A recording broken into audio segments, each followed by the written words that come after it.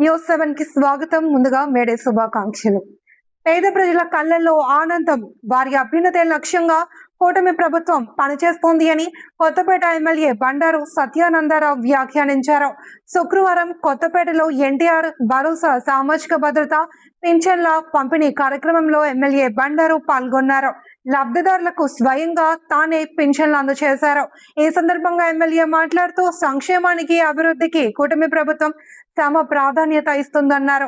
ఒక్క కొత్తపేట నియోజకవర్గంలోనే 41,718 మందికి సామాజిక, ఆర్థిక భద్రత కోసం పెన్షన్లు అందిస్తున్నామని ఆయన అన్నారు.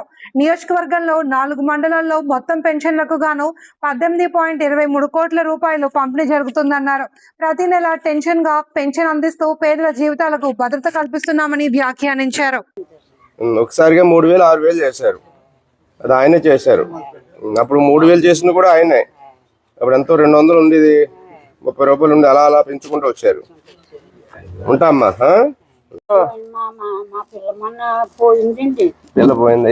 ఇంటికి ఏం జరిగింది? వచ్చా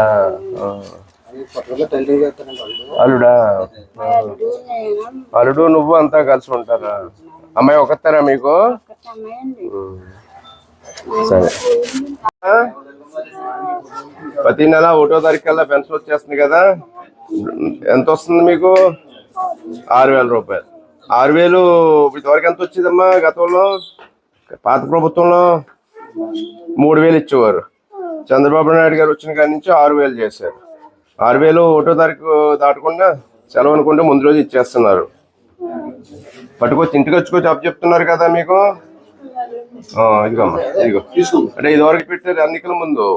మీకు అలాంటి కాకుండా చంద్రబాబు గారు ఇంటికే పట్టుకెళ్ళి ఇచ్చేలాగా 3,000 రూపాయలు 6,000 చేసి మీకు అందజేస్తున్నారు. ఖచ్చితంగా అందుతున్నాయి కదా.